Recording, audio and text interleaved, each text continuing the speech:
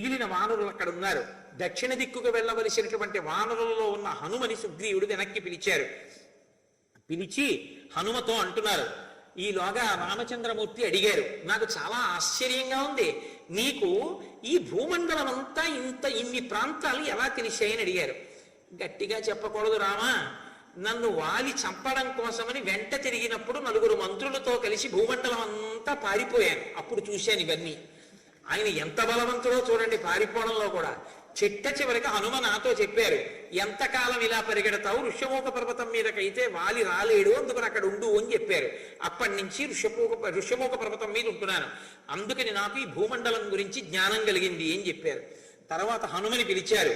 విశేషేణతు సుగ్రీవో హనుమత్యర్థముక్తవాన్ సహి తస్మిన్ హరిశ్రేష్ఠే నిశ్చితార్థోర్ధ సాధకే. ఇన్ని కోట్ల వానరములను 4 దిక్కులకి పంపించినప్పటికీ అర్ధసాధకుడైన వాడు, సీతమ్మ జాడ కనిపెట్టగలిగిన వారు హనుమ ఒక్కరే అని సుగ్రీవుడి యొక్క నమ్మకం. నా భౌమౌ నాంతరిక్షేవా నాంబరే నామరాలయే నాప్సువా గతి సంగంతే పశ్యామి హరిపుంగవ. దేవలోకాలలో కాని, ఈ లోకాలలో కాని, గంధర్వలోకాలలో కాని నీకు తెలియని ప్రాంతం, నీకు తెలియని వాళ్ళు ఎవ్వరూ లేరు. కాబట్టి సాసురాహ సగంధర్వాహ సనాగ నరదేవతాః విదితాః సర్వలోకాస్తే ససాగర ధరాధరాః గతిర్వేగశ్చ తేజశ్చ లాఘవంచ మహాకపే పితుస్తే సదృశం వీర మరుతస్య మహౌజసః త్వయ్యేవ హనుమన్నస్తి బలం బుద్ధి పరక్రమః దేశకాలానువృత్తిశ్చ నయశ్చ నయపండితః. ఇది హనుమ యొక్క గొప్పతనం. అందుకే కిష్కింధకాండలో ఉన్నటువంటి హనుమ యొక్క వైభవాన్ని విన్నంత మాత్రం చేత హనుమ యొక్క అనుగ్రహం కలుగుతుంది. ఇందులో ఆయన ఓ మాట అంటున్నారు, గతిర్వేగశ్చ తేజశ్చ లాఘవంచ మహాకపే. నీకు విశేషమైనటువంటి వేగం ఉంది, గొప్ప గతి తెలుసున్నటువంటి వాడివి. లాఘవంచ మహాకపే, దూకడం కూడా తెలుసున్నటువంటి వాడివి. పితుస్తే సదృశం వీర మారుతస్య మహౌజసః. నీవు నీ తండ్రి అయిన వాయువుకి ఎంత గమనశక్తి ఉందో, ఎంత వేగం ఉందో అంత వేగం ఉన్నవాడివి. త్వయ్యేవ హనుమన్నస్తి బలం బుద్ధి పరక్రమః దేశకాలానువృత్తిశ్చ నయశ్చ నయపండితః. నీవు దేశకాలములను బాగా తెలుసున్నవాడివి. ఎక్కడ ఏది చెయ్యాలో, ఏ సమయంలో ఏది చెయ్యాలో తెలుసున్నటువంటి బుద్ధి పరాక్రమము ఉన్నటువంటి వాడివి. ఇది లేనివాడు బుద్ధి ఉంటే సరిపోదు, పరాక్రమం ఉండాలి. పరాక్రమం ఉంటే చాలదు, బుద్ధి ఉండాలి. బుద్ధి పరాక్రమము ఉండి ఎక్కడ ఏది చెయ్యాలో అది చెయ్యాలి. అందుకే శ్రీరామాయణంలో గొప్పతనం ఏమిటో తెలుసా అండి? ఇంత బలం ఉన్న హనుమ పిల్లి పిల్లగా లంకలో తిరగడం. ఆయన పిల్లి పిల్లంత వారై తిరిగారు. వృషదంశకమాత్రసన్ బభూవాద్భుత దర్శన అంటారు. పిల్లి పిల్లంత రూపంతో తిరిగారు. కారణం ఏమిటో తెలుసా? అది నిశ్శబ్దంగా తిరగలదు, అంత చిన్న రూపంతో తిరగలదు. దేశకాలానువృత్తిశ్చనయ పండిత. అంతే తప్ప ఎప్పుడూ తన వైభవమే ప్రకటింపబడాలని పెద్ద పర్వతాకారంతో తిరిగితే దొరికిపోతారు. కాబట్టి నీకు ఈ జ్ఞానము, ఈ బుద్ధి కలిగిన వాడివి. కాబట్టి హనుమా, నీ వలనే ఈ కార్యము సాధింపబడాలి. అప్పుడు సుగ్రీవుడికి హనుమ మీద ఉన్న నమ్మకం ఎంతో చూశారు రామచంద్రమూర్తి. కాబట్టి ప్రభు ఇతని మీద ఇంత నమ్మకం పెట్టుకున్నారు అంటే ఈ కార్యం సీతమ్మ తల్లి జాడ కనిపెట్టబడడం అన్నది ఒక్క హనుమయే సాధించగలరు అని అనుకున్నారు. అనుకుని దదౌ తస్య తత ప్రీతః స్వనామాన్ కోపశోభితం అంగుళీయమభిజ్ఞానం రాజపుత్రాః పరంతపః. రామాలయంలో ఒక్కసారి నీరాజనమిమ్మని చెప్పండి. దదౌ తస్య తత ప్రీతః స్వనామాం కోపశోభితం అంగుళీయమభిజ్ఞానం రాజపుత్రాః పరంతపః. రామచంద్రమూర్తి తన తన ఉంగరం మీద శ్రీరామ అని వ్రాయబడి ఉన్నటువంటి ఉంగరాన్ని తీసి హనుమకి ఇచ్చారు. హనుమా, మిగిలిన వాళ్ళు ఎవరైనా వెళితే సీతమ్మ అనుమానించి మాట్లాడదు.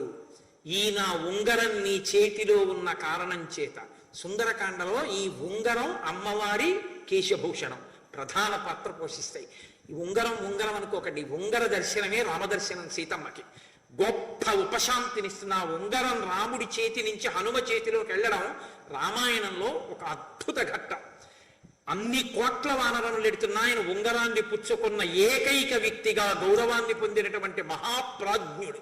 తన ప్రభు అయిన సుగ్రీవునిచే నమ్మకాన్ని, రామచంద్రమూర్తి యొక్క విశ్వాసాన్ని సూరగొన్న మహాపురుషుడు అంత వినయంతో ప్రవర్తించగలిగిన వారు స్వామి హనుమ. ఉంగరం ఇస్తే ఆయన ఎక్కడ పెట్టుకుంటారో మీరు చూద్దరు, కానీ దాన్ని బట్టి ఆయన వినయం తెలుస్తుంది. అందుకే కిష్కింధకాండ అంత గొప్ప కాండ. అంగుళీయం అభిజ్ఞానం రాజపుత్రాః పరంతపః అనేన త్వాం హరిశ్రేష్ఠ చిహ్నేన జనకాత్మజ మత్సకాశాదనుప్రాప్తం అనుద్విగ్నాను పశ్యతి వ్యవసాయస్య తే వీర సత్వయుక్తస్య విక్రమః సుగ్రీవస్య చ సందేశః సిద్ధిం కథయతీవ మే సతం గృహ్య హరిశ్రేష్ఠః స్థాప్య మూర్ధ్ని కృతాంజలిః వందిత్వా చరణౌ చైవ ప్రస్థిత ప్లవగోత్తమః. ఓ వీరుడా, నీ కార్యోత్సాహము సీతమ్మ అరమరిక లేకుండా నీతో మాట్లాడుతుంది కాబట్టి ఈ ఉంగరాన్ని గ్రహించు అని స్వామి తన చేతి ఉంగరాన్ని తీసి స్వామి హనుమ చేతిలో ఉంచారు. వెంటనే ఆయన ఉంగరాన్ని కళ్ళకద్దుకుని తన శిరస్సులో పెద్దగా పెరిగినటువంటి జుట్టు ముడిలోకి దోపుకుని ఆ ఉంగరాన్ని తల మీద పెట్టుకుని శిరసా రామచంద్రమూర్తికి నమస్కరించారు. తప్ప ఇంత గొప్పవాణ్ణి రాముడు నమ్మాడు, ఆ సుగ్రీవుడు నమ్మాడని అహంకరించలేదు. అంత వినయశీలి హనుమ.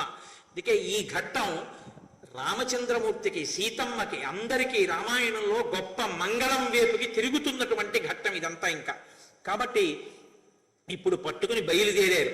అన్ని దిక్కులకు వెళ్ళినటువంటి వానరములు నెల రోజుల తర్వాత తిరిగి వచ్చేసి అందరూ చెప్పారు, మేము వెళ్ళాం కానీ మాకెక్కడా సీతమ్మ జాడ కనపడలేదన్నారు. ఒక్క దక్షిణ దిక్కులకి వెళ్ళినటువంటి వానరముల యొక్క సమూహం మాత్రం తిరిగి రాలేదు.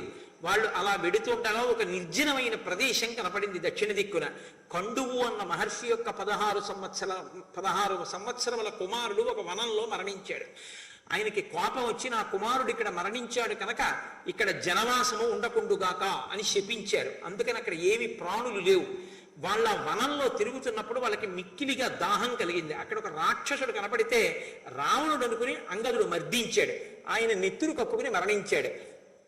తదనంతరం వాళ్ళు పాపం ఆ సీతమ్మ కోసం వెతుకుతున్నారు. నెల దాటిపోయింది. విపరీతమైన దాహం, ఆకలి. వాళ్ళకి ఎక్కడ దాహం తీర్చుకోవడానికి నీటి కయ్య కూడా కనపడలేదు. ఈలోగా ఒక చోట తడిసిపోయిన రెక్కలతో హంసకారండవాకీర్ణాహవాపి పద్మోత్పలాయుతాహ అని బెగ్గురు పక్షులు మొదలైనటువంటి వంటివి తడి రెక్కలు ఆడించుకుంటూ ఒక బిలంలోంచి పైకొస్తున్నాయి. అప్పుడు చూసి తడి రెక్కలతో పక్షులు వస్తున్నాయి కాబట్టి నీటి కయ్య ఇందులో ఉంటుందని వానరులందరూ ఆ బిలంలో ప్రవేశించారు. అది కటిక చీకటిగా ఉంది. కానీ అంత చీకటిలోనూ చూడగలిగినటువంటి శక్తి కలిగిన వానరులు ఆ బిలంలో జాగ్రత్తగా దారి చూసుకుంటూ ఒకరి చెయ్యి ఒకరు పట్టుకుంటూ అందరూ కలిసి లోపలికెడుతున్నారు. కటిక చీకటి, ఏమీ కనపట్టలేదు. సింహాలు మొదలైన క్రూర జంతువులు కూడా బయటికి వస్తున్నాయి. కొంత దూరం వెళ్ళిన తర్వాత వాళ్ళకు ఒక పెద్ద వెలుతురు కనపడింది, ఒక పెద్ద వనం కనపడింది. తరుణాదిత్య సంకాశాన్ వైఢూర్య కృతవేదికాన్ విభ్రాజమానాన్ వపుషా పాదపాంశ్చ హిరణ్మయాన్ నీల వైఢూర్య వర్ణాశ్చ పద్మినీః పతగామృతాః మహద్భిః కంచనైః పద్మైః వృతా బాలార్కసన్నిభైః జాత రూపమయైర్మచ్చైః మహద్భిశ్చ సకచ్చపైః నళినీస్తత్ర దదృశుః ప్రసన్న సలిలామృతాః కాంచనాని విమానాని రాజతాని తథైవ చ తపనీయగ వక్షాణి ముక్తజాలామృతాని చ హైమరాజిత భౌమాని వైడూర్యమణిమంతి చ దదృశస్తస్త్ర హరయో గృహముఖ్యాని సర్వశః పుష్పితాన్ ఫలినో వృక్షాన్ ప్రవాళమలిసన్నిభాన్ కాంచన భ్రమరాంశ్చైవ మధూని చ సమంతతః మణికాంచన విచిత్రాణి శయనాన్యాసనాని చ మహార్హాని చ యానాని దదృశిస్తే సమంతతః. వాళ్ళ వనంలో చూసేటప్పటికి ఒక గొప్ప సరోవరం, అందులో చేపలు, తాబేళ్లు, పెద్ద పెద్ద చెట్లు, పళ్ళు, వాటికి తేనె పట్లు, అక్కడే బంగారముతో అమర్చబడినటువంటి గొప్ప గొప్ప ఆసనములు, తల్పములు. ఎంత శోభాయమానంగా ఉందంటే వాళ్ళు ఆశ్చర్యపోయి నీళ్లు తాగుదామని వెళ్ళిన వాళ్ళు కూడా నీళ్లు తాగకుండా, తిందామని వెళ్ళిన వాళ్ళు తినకుండా ఆశ్చర్యచకితులై అసలు ఈ మాయాస్వరూపమైన వనం ఏమిటి, ఈ బిలం ఏమిటి అని అలా చూస్తూ ఉండిపోయారు. ఇంతలో వారికి తాన్ దృష్ట్వా భృశ సంత్రస్తాః చీరకృష్ణాజినాంబరాం తాపసీం నియతాహారాం జ్వలంతీ వివ తేజసా. చీరకృష్ణాజినాంబరం కట్టుకుని ఉన్నటువంటి ఒక తాపసి మెరుపు తీగ ఎలా ఉంటుందో, అగ్ని యొక్క శిఖ ఎలా ఉంటుందో అటువంటి తల్లి ఒక ఆవిడ దర్శనమైంది. వాళ్ళు అభివాదం చేసి ఆవిడ్ని, అమ్మ మేము ఆకలి తప్పులతో ఉన్నాం, మేము ఇలా, మీరెవరు, ఎందుకు వచ్చారు అని అడిగింది. హనుమ ఎక్కడెక్కడ రామకథ ఎంత చెప్పాలో అంత చెప్తూ ఉంటారు. ఆ తల్లితో తాము ఏ కార్యం మీద బయలుదేరారో, దశరథ మహారాజు గారి పుత్రులైనటువంటి రామలక్ష్మణులు అరణ్యవాసానికి వచ్చి సీతమ్మ జాడ తెలియకుండా రాక్షసుడు అపహరిస్తే ఆ జాడ కనిపెట్టడం కోసం సుగ్రీవుడి పనుపున అన్ని దిక్కులకు పంపబడిన వానరులలో దక్షిణ దిక్కునికి అంగదుని నాయకత్వంలో వచ్చిన మేము సీతమ్మ తల్లి జాడ వెతుకుతూ ఆకలి దప్పులకు లోనైన వాళ్ళమై తడిరెక్కలతో కూడిన పక్షులు బిలంలోంచి పైకొస్తుంటే ఇక్కడ నీళ్లు దొరుకుతాయని లోపల ప్రవేశించామమ్మా, మాకు ఆకలిగా ఉంది తల్లి, బిలమేమి అని అడిగారు. అడిగితే తల్లి చెప్పినప్పుడు, మయోనామ మహాతేజ మాయావీ దానరసభ తేనేదం నిర్మితం సర్వం మాయయా కాంచనం వనం పురాదానము ముఖ్యానాం విశ్వకర్మా బభూవ ఏనేదం కాంచనం దివ్యం నిర్మితం భవనోత్తమం.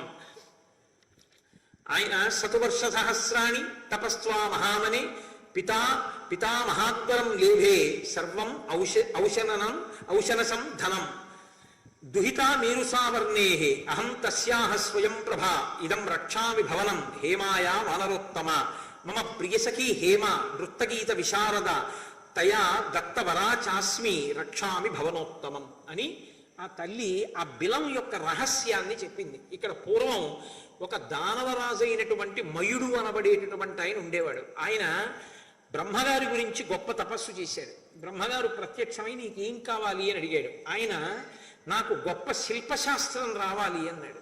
ఆయన ఆ శిల్పశాస్త్రాన్ని శుక్రాచార్యుల వారి నుండి పొందాడు. పొంది ఆయన అప్పటి నుంచి దానవులకు అందరికీ భవనములను నిర్మాణము చేశాడు. అటువంటి మయుడు ఇంత గొప్ప భవన ప్రాంగణాన్ని ఇక్కడ నిర్మించాడు. నిర్మించి హేమ అనబడేటటువంటి ఒక అప్సరసతో ఆయన ఇక్కడ గడుపుతూ ఉండేవాడు.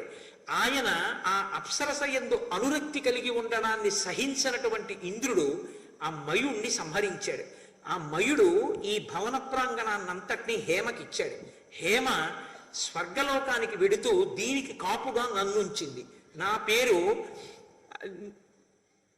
ఇక్కడ స్వయం ప్రభ అనబడేటటువంటి పేరు కలిగిన నేను ఈ గుహనంతటినీ కూడా, ఈ ప్రాంగణాన్ని భవనాన్ని రక్షణ చేస్తూ ఉంటాను.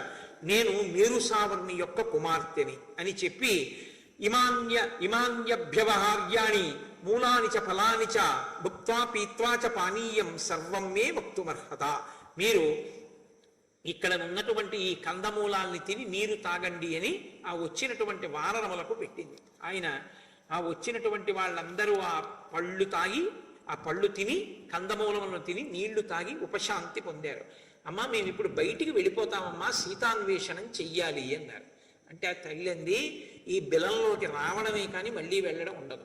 ఇంకా మళ్ళీ వెళ్ళడం అంటే ప్రాణాలు పోవడమే, కాబట్టి ఇక వెళ్ళడం అంటూ ఉండదు, ఇక్కడ ఉండడమే. అమ్మా మేము సీతమ్మ తల్లి జాడాన్వేషించడానికి వచ్చిన వానరులం అమ్మా, రామకార్యం మీద వచ్చాం, తల్లి అనుగ్రహించు అన్నారు. రామకార్యం అంటే అలా ఉపకారం చేస్తారు. రామకార్యంలో ఉపకారం చెయ్యనన్నవాడు మీకెవరూ కనపడడం. కాబట్టి ఏవముక్త హనుమత తాపసీ వాక్యమబ్రవీత్ జీవతా దుష్కరం మన్యే ప్రవిష్టేన నివర్తితం తపసస్తు ప్రభావేన నియమోపార్జితేన చ సర్వనేవ బిలాదస్మాత్ ఉద్ధరిష్యామి వానరాన్. నేను అనేకమైన నియమములను పాటించి చేసినటువంటి తపస్సుని ఫలంగా పెట్టి ఇందులోకి వస్తే ఇంకా బయటికి వెళ్ళడం సాధ్యం కాదు. కాబట్టి మీరు రామకార్యం మీద సీతాన్వేషణానికి వచ్చిన వానరులు కాబట్టి మిమ్మల్ని నేను పైకి దింపేస్తాను అని మీ అందరూ కన్నులు మూసుకోండి అని. వాళ్ళందరూ కళ్ళు మూసుకున్నారు. మూసుకున్న తర్వాత తల్లి తన తపశ్శక్తితో వాళ్ళందరినీ బయటికి వెళ్ళిపోయేటట్టుగా చేసింది. ఇప్పుడు బయటికి వెళ్ళినటువంటి వానరాలు అన్నీ కలిసి కూర్చుని చూసాయి. వసంత ఋతువు వచ్చినటువంటి చిహ్నాలు వాళ్ళకి కనపడ్డాయి. కనపడితే నెల దాటిన తర్వాత తిరిగి వస్తే చంపేస్తానన్నాడు. కాబట్టి ఇప్పుడు అంగదుడు అన్నాడు. అంగదుడు కొంచెం ఆవేశపూరితమైనటువంటి మనస్సు ఉన్నవాడు రామాయణంలో. కాబట్టి ఆయన అన్నాడు, వెనక్కి వెడితే ఎలాగో నా పినతండ్రి నన్ను చంపేస్తాడు, నా పినతండ్రికి నేనంటే ఇష్టం లేదు. ఒక్కొక్కడు చూడండి, చిన్న కష్టం వచ్చిందనుకోండి, ఇంకా వెంటనే ఆ కష్టాన్ని అడ్డుపెట్టి అవతల వాడిని క్యారెక్టర్ అసిసినేషన్ అంటారు. ఆయనలో ఉన్నవన్నీ చిలవలు పలవలు చేసేసి ఓహో తప్పుల కింద చెప్పేస్తారు. అటువంటి అతిగా స్పందించేటటువంటి లక్షణం ఉన్నవాడు అంగదుడు.